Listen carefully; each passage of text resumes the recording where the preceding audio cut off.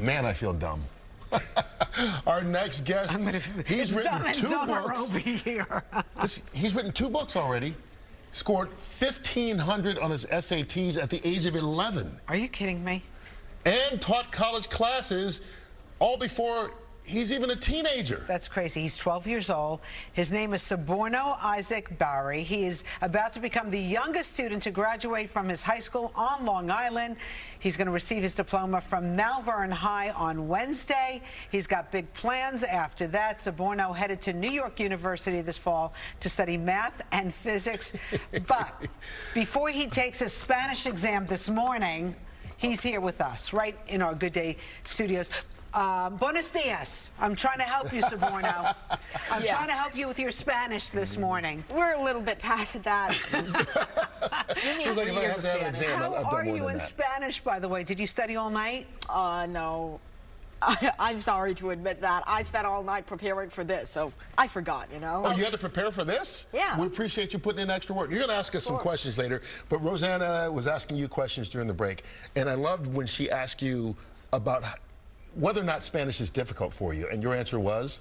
Yeah, it is. I mean, a mathematical brain, there's lots of imperfections that just come in over time. You've got the past imperfect, irregular prefixes, irregular suffixes. You've got irregular conjugation. It's just a whole mess, which English is too, but I've been learning that since I was born.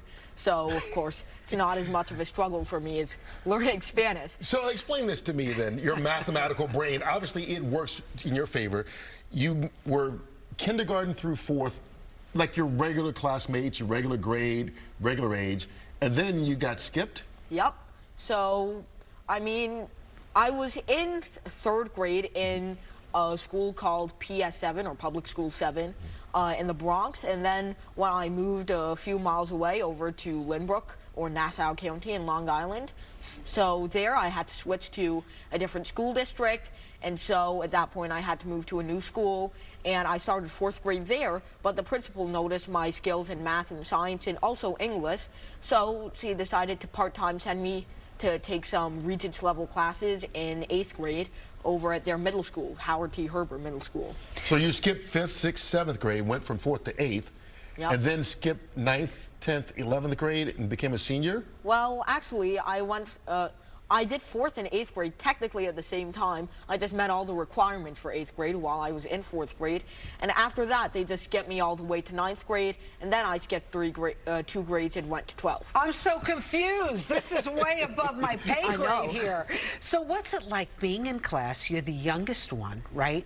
Is it a little Alienating or jarring? I mean, I wouldn't say so, because my classmates have been really supportive of me so far. That's good. Yeah, they've been making it a very friendly environment, and they've helped me feel like a normal high school student, and I've met all the requirements in every way. I haven't been taking any shortcuts. I've been taking every single exam, passing every single course, and everything like that. So But you're going to go to college now. Yeah. Kids are dating. Are you allowed to date? No.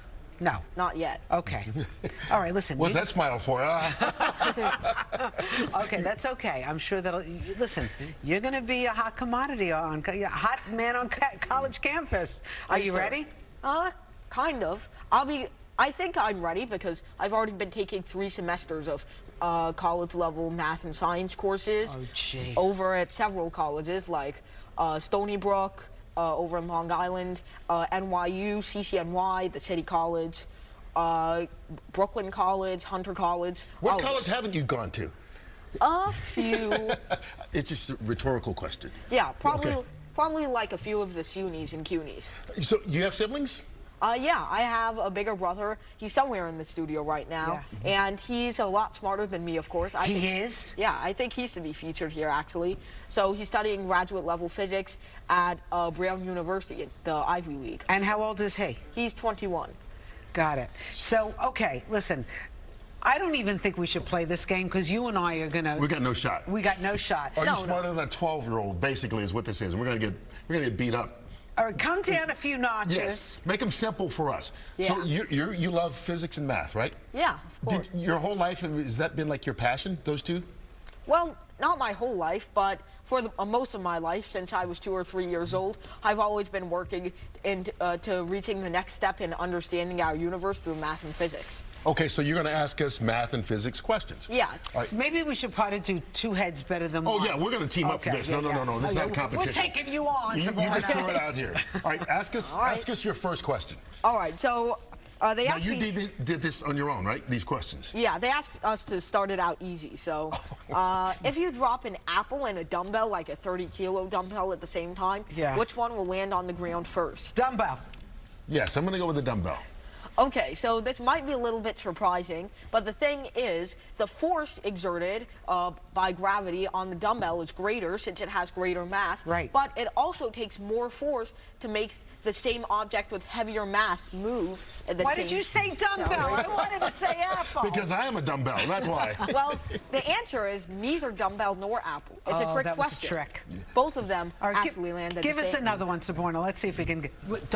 Don't say anything right Well, you away. said it first. I know. Okay. They do get harder over time. I wish we had... that was the easy one, huh? Yeah. Okay. I wish we'd have paper and pen, but... Yeah, that's me too. You'll have to do some mental math.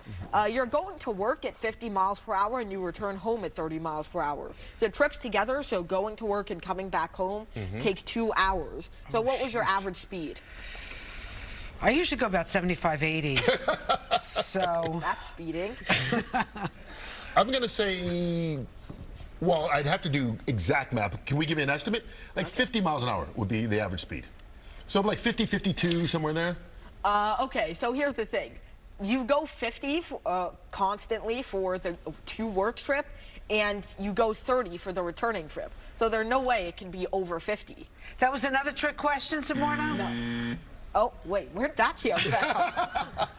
What's the answer?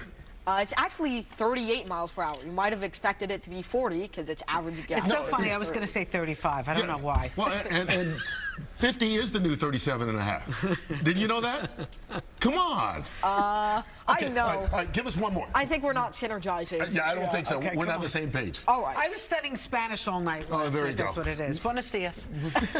Is that the only thing you can come up with? Spanish 1, are you kidding me? Go back to high school. Wow, you're taking shots. There we go. All right, last one. All right. Why don't ponds freeze in winter? Like, completely freeze. What? Why don't what? Ponds? Yeah. Ponds? Why don't ponds, like, completely freeze and become a hunk of ice in the winter? You mean like ponds, P-O-N-D? Yeah. Wait. Yeah. Yeah. Why Okay. don't ponds freeze in winter? Because the water moves constantly, and moving water won't freeze. Yeah. That's a great attempt, but actually... Yeah, I've had to say this with other people. We're over, okay? Why don't ponds freeze? Okay, so there's this thing called the bulk modulus. So it's basically how a chemical responds to heat. So does it get bigger or does it get smaller as you heat it up? So the thing is under 4 degrees Celsius, I don't know what that is in Fahrenheit, but probably like 20. Under 20 degrees Fahrenheit or so, water actually has a negative bulk modulus, which means that as it gets hotter, it gets compressed. So that means it gets more dense, which causes a sort of migration in these lakes. So since the hot water is more dense, it sinks to the bottom, and since the cold water is less dense, it sinks... I told you. I told you that. You don't listen to me. Why didn't you listen to me? It's always I told you when you both Exactly. get it wrong. And I think 4 degrees Celsius is 39 degrees Fahrenheit. We can double check on that. I did the math in my head. That I think I got right, but I don't get credit for it. Suborno, We're so impressed. congratulations. Yes. Listen, when you want dating advice, come to us because we're good with that, okay? Can't help you with the math and physics. I'll be back in a few years. Okay, we'll see you. Good luck at NYU. And you. congratulations on graduating on Wednesday from Malverne High School. Yeah, of course. I'm really excited. It's going to be a new chapter for me in my life. We appreciate you starting it with us.